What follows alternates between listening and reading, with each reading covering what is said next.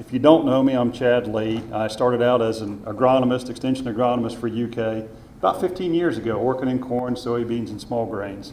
Grew up on a small farm, went through the 80s, got hogs to save the farm, went to college to get off the farm, got into doing research for summer internships, really enjoyed it. And so the long story short is when I was getting out of the university, my goal was to work in extension and work with farmers. And I have been extremely rewarded to do that here in Kentucky. It's a wonderful place to be. It's a wonderful place to work. We've got really good farmers in the state. Farmers that ask a lot of questions, Larry, farmers that challenge you, farmers that really want to learn. And that has been attractive. The dean said we've attracted some new folks in.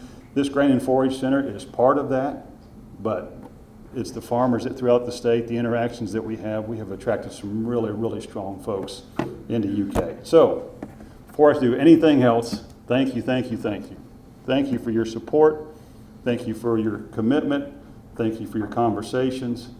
I've told people from the very beginning that this entire idea, this concept, this Grain and Forage Center of Excellence, was a culmination of a lot of ideas from a lot of people around the state that wanted us to do good things for agriculture.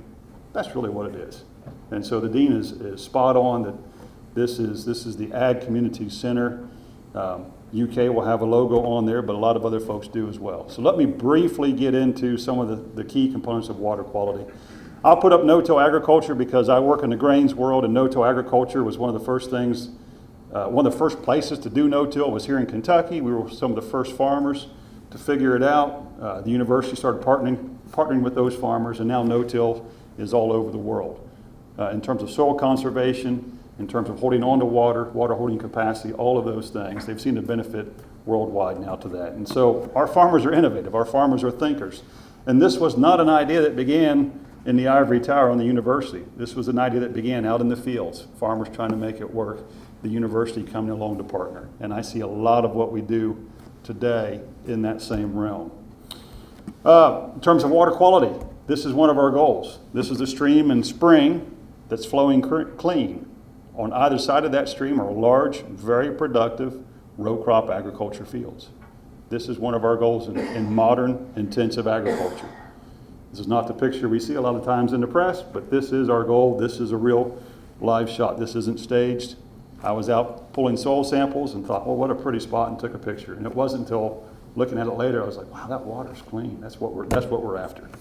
So with that in mind, the single greatest risk in row crop agriculture to water quality, the single greatest risk, in my opinion, is, well, can I ask a question? Is that all right to ask a question through here?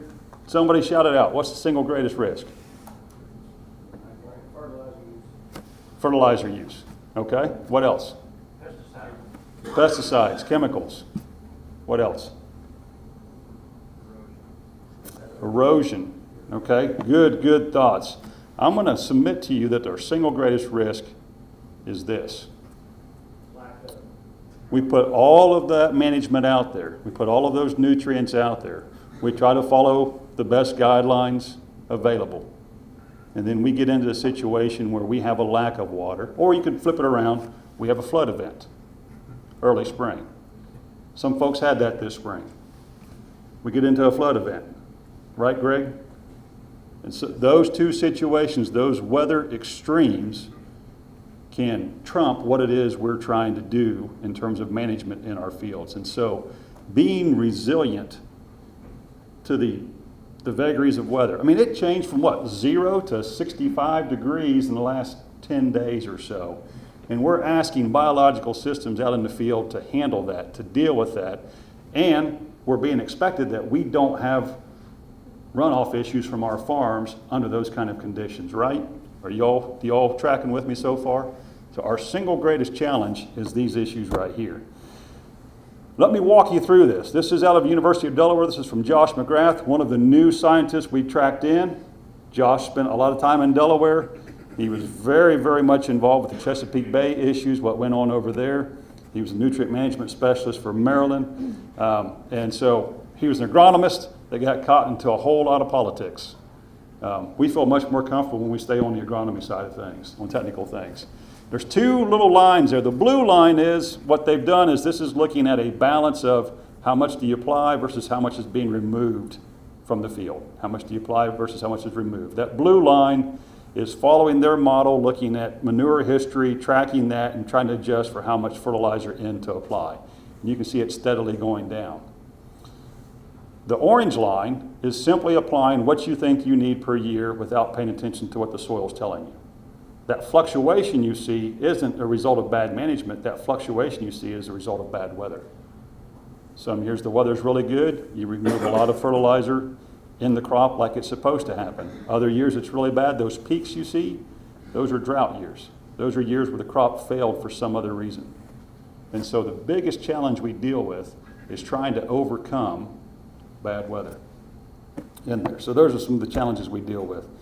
I'm going to skip forward. I mentioned irrigation. We're doing some irrigation work. It's a small part of the state at the moment, but I think there's areas to improve on that. One of the reasons no-till became popular in this area, because it became successful, was we could retain more water in the field. And for us, that's a limitation year in and year out, is a lack of water during seed fill. All right, so things like that. But now you're going to irrigate, and now you got a pocket like this in the field. So do you irrigate or do you not? Everything else around the field's turning off dry. The sensors tell you it's time to irrigate, but you got a pocket in the middle that's wet, that's still covered up. So there's things we can still do better to better manage that. One of our researchers, Ole Windroth, is a soil physicist. He has literally written books on soil physics, known the worldwide. But he likes production agriculture, likes to talk about yield. And so he's involved with this, and how do you do variable rate? How do you figure out how much water is showing up in different places? And I'm going to show you this slide. This is more of just where researchers is kind of an interest. The blue is dryland corn, the red is reduced irrigation, and the green is full irrigation. 2016 and 2017. We had 30 inches of rain during the growing season in 2016. We had 40 inches of rain last year. It takes 24 to grow a crop if you get it all when you need it. If you get it when you need it, right? How many years in Kentucky do we get it when we need it? Everybody's with me on this, right? So there's our challenges. Look at that. We had a couple of gaps. If I told you we could irrigate and there's 30 inches of rainfall out there, you'd say I was crazy. We irrigated a little bit, maybe 3 inches in 2016. We did less than an inch in 2017, yet we gained some yield. So we're getting extreme weather events, but we're not able to meter that out. I would submit to you, they all got the same fertilizer rate. So which one has the better removal? Which one is better for our environment? Y'all see where I'm going with some of this? So these are some of the challenges I think we've got to deal with. The other side of this is we've got to do a better idea of having an idea of what is coming off of our fields and how are we doing in that regard. What management practices give us the best benefit? Is it cover crops? Is it continuous no-till? Is there a reason we should do some tillage on occasion to help out in the system? And so those are the type of things we're hoping to challenge. Is it fertilizer placement, banding deep in some areas? Is it timing that we change as well? Some of those type of things. And so when I look at all of it together, the things that we're hoping to tackle going forward is we want the one goal of clean water coming off the fields, but we also want ample water to grow the crop. And we're really looking at water resiliency overall when we talk about these issues. And so I think where our part in this plays is looking at how do we develop excellent management practices to accomplish all of those goals. I think I've rambled long enough. Question Okay. for Dr. Lee.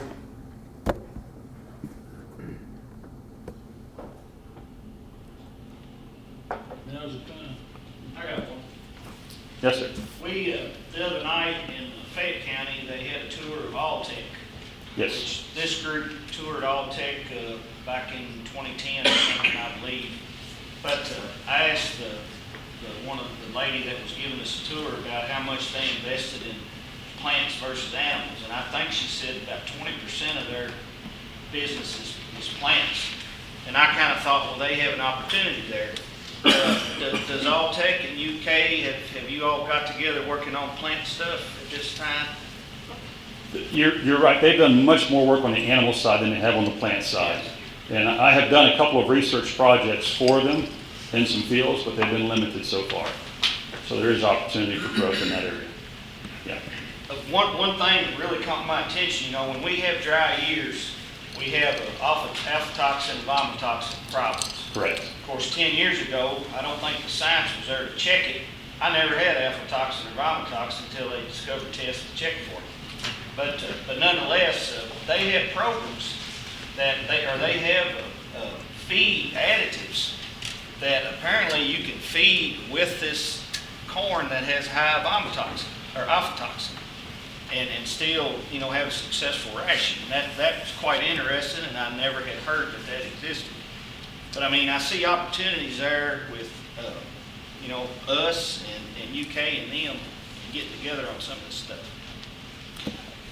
I agree that they're a logical partner, and I agree that the others in ag industry are logical partners as well. In the last 2 years, what I showed you with that yield, that was studied from one of the hybrid seed companies looking at whether or not certain hybrids would do better in dry conditions versus irrigated conditions. Of course, if you want to do a drought study, you put in irrigation, right, to test for it, and we've had really good rainfall the last two. But I think those type of partnerships, we've been doing some of those things all along, but those type of partnerships are absolutely critical going forward.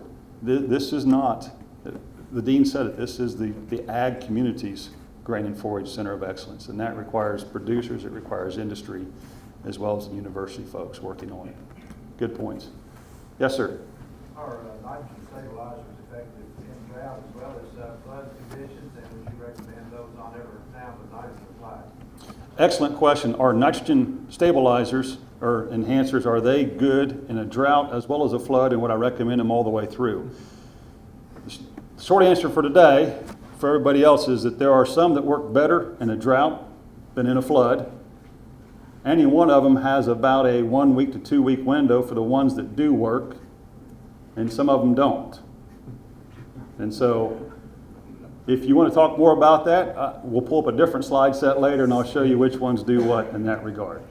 But to answer your other question, in general, we recommend a nitrogen stabilizer based relative to when you time that application in the field. So the biggest challenge with nitrogen, and let me just for a moment, the form that's available for the crop to take up is also the form that moves in water. That's where the risk comes in from that process. And so when you're applying nitrogen out there for the corn crop or for wheat or for your pasture fields, the form that's available is also the form that's mobile. And so that's what we're trying to work against whenever we work with it. But good question. Or is it Agrotane or Nutrispirit? The first one. We'll go with the first one. So we've had a hard time seeing any effect from the second one on that. I got a question, Dr. Lee. Yes, sir. Of course, being a general ag organization all over the whole state, and I know we're focused on grain and forages in your area. Yet we've got young farmers, we've got folks that are going to branch off into other activities in agriculture. And of course, our focus is to be able to try to serve all.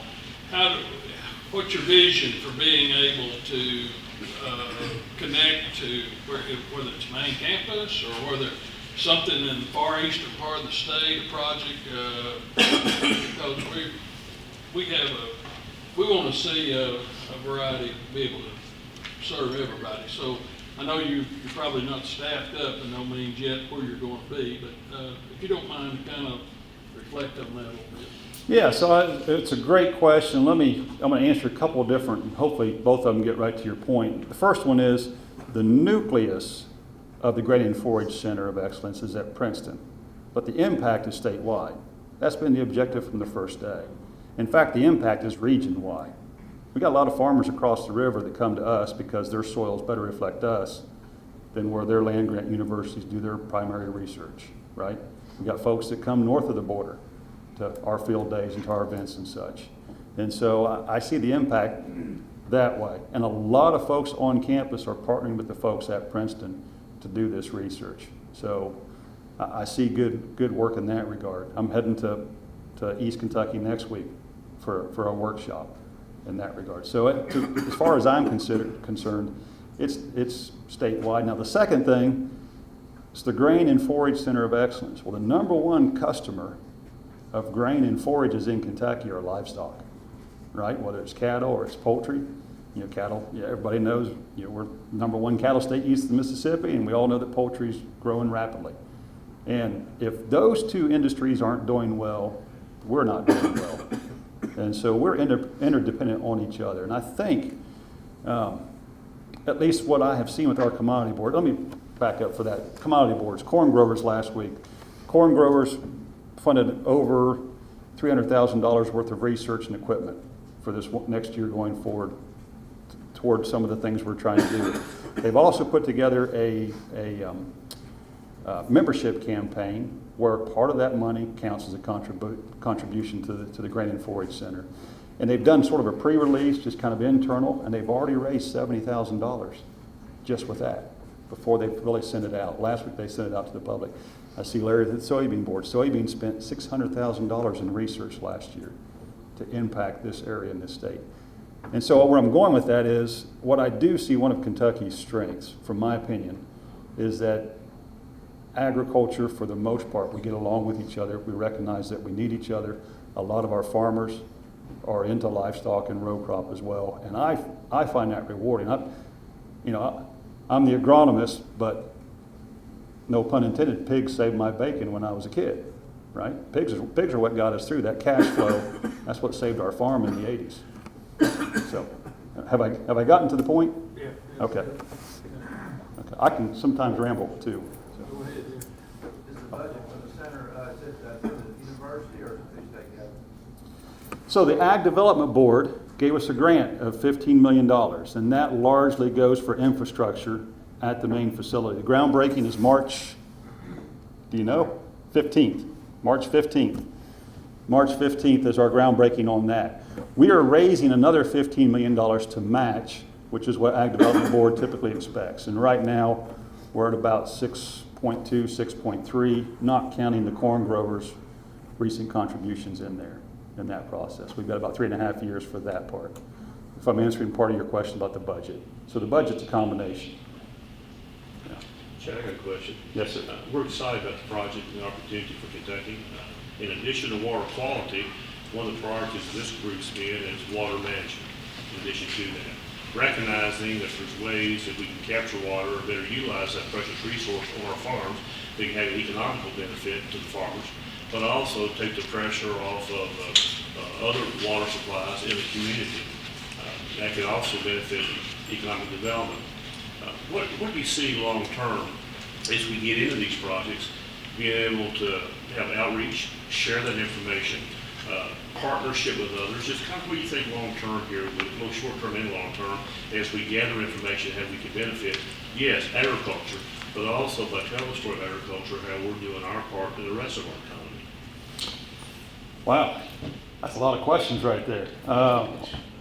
I will start with, let me circle back to the irrigation thing, since I'm somewhat involved with that. You look at central Kentucky, the ability to drill a well is not as good as it is west of the lakes because of our karst topography, and it's a little bit more of a tricky situation trying to find water. And so we have some farmers doing what they do with cattle, right? How many cattle farms have a pond somewhere where they're holding some water in that regard? And some farmers have made some ponds larger for an irrigation standpoint. And so you can capture that excess rainfall. I mentioned we got 40 inches of rain this year. We need 24 to grow a crop. That's a lot of extra water that we didn't necessarily get to use this year. If you could impound it and capture a portion of it, now a portion of it still needs to go to the waterways and keep things flowing. If you can capture a portion of that, that's a big difference between success and not when it comes to growing a crop. And there are some farmers that are innovators in that, and so it's a matter of us looking at what they're doing and how they're doing it and what their systems are how they're functioning. And then it's us working with them to help others replicate that process. In that regard, it's no different than no-till. It was farmers that began that, and it's us working with them to replicate that process. So the bigger challenge, though, is how do we talk about that to the general public? And that's where we more understanding, but also more political support and more resources to continue to provide that focus, because as you said, we're going to go from drought to flood here in Kentucky, and taking care of agriculture, then that puts us competing with the city folks sometimes for their water supply. If we can do a better job on the farm, that takes the pressure off of them, and that all comes to play as we're trying to grow Kentucky. Yeah. Yeah, I agree. In terms of rainfall, most years, even 2012, which was the drought year, we still ended up with about 40 inches of water for the year overall, which is pretty close to our 30-year average for rainfall. So it's there, it's just a matter of capturing it and being able to use it when we need it. Better manage that resource. You bet, you bet.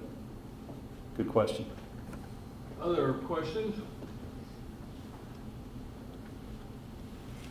Well, we appreciate you being here. Thank you. Thank you. And again, we view ourselves as being a partner with you in this. And certainly we would love for you to come back as periodically and continue to give us the vision that you see and how it's developing. I appreciate that very much. I've got to run to a Southern States meeting and put my agronomist hat back on, but if anybody has a question, feel free to email it to me, chad.lee@uky.edu, chad.lee@uky.edu. All right? All right. Thank you.